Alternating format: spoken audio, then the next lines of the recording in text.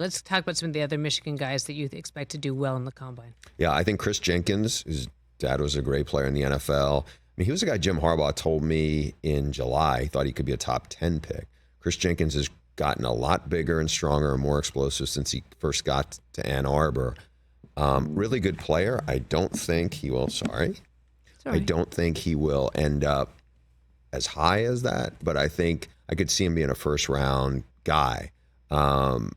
Again, we wrote about this yesterday. I think there's 18 guys from Michigan, which is a combine record, invited to Indianapolis.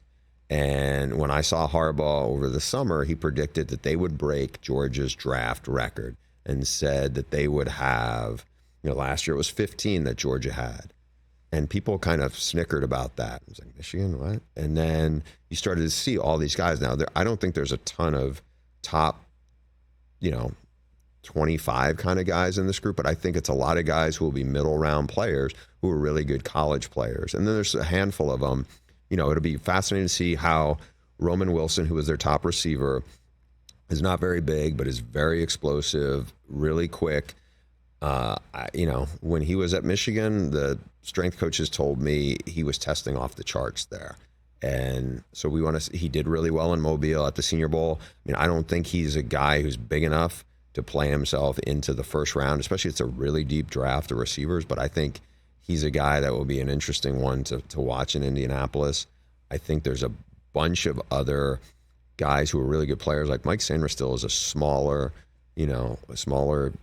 defensive back who is just a great college player. I mean, he's a really good athlete. He's just physically, I remember before the Ohio State game, I was with an NFL scout in warm-ups, and we talked about him. He was like, he's a really good college player. You just don't know if he's going to hold up in the NFL, and certain people want bigger, and he's physically not a huge guy. But I would not bet against that guy because he's one of the best players I've seen in college football on defense in like the last 5 years. And he stepped up. He made a ton of good plays. He's really athletic, and I just think there's something about guys who just have this kind of savvy and knack where they're always around the football.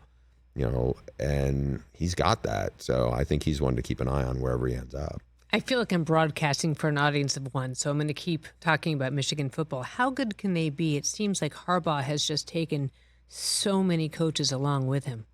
He has. I mean, look, Ben Herbert to me was the biggest loss. And if you were a Michigan fan, I know we had reported that when Harbaugh left that Herbert was expected to go, and people were like kind of incredulous because honestly, the role of the strength coach seems to be a lot more significant with a college team than it is in the NFL. Or in the NFL, you have some guys have their own trainers, and it's really more of a developmental aspect in college. I think losing him is significant. They replaced him with a protege of his, which I think is probably as close to that as you can get. I'm fascinated to see how Wink Martindale does. Longtime NFL guy, big reputation in the NFL, but now he's going to the college game. There's still some good pieces on the side of the ball defensively. They lost a ton on offense. Now Donovan Edwards is still there, but Colston Loveland, who's a really good tight end, is a borderline All-American kind of player. So you have some pieces to work with. What I wonder about is if you're a Michigan person, or if you're Rich Eisen, for instance, you sit there and go, okay, you can take a deep breath. We just won the national title. We won it 3 years in a row. If we win 8 games, we go 8-4. I know you don't want that, but it's like, I don't think you're going to be pulling your hair out after this past year because it was such a roller coaster ride.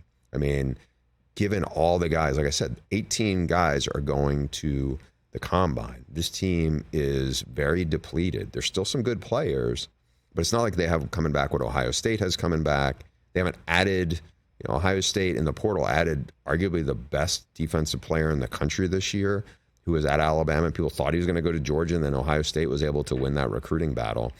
And, again, first time Sharon Moore, he has had coaching experience, but I think what you want to see is, do they play like what we're used to Michigan playing? Because I think that, again, if they can get to anything north of 8 wins, I think after last year, after all the guys they've lost, and certainly after you lose Jim Harbaugh and the core, I mean, there's still a handful of guys who were on that coaching staff who will be there. I think that would be anything above that would be a positive sign. Catch the Rich Eisen Show every single day on the Roku channel, 12 to 3 Eastern, for free.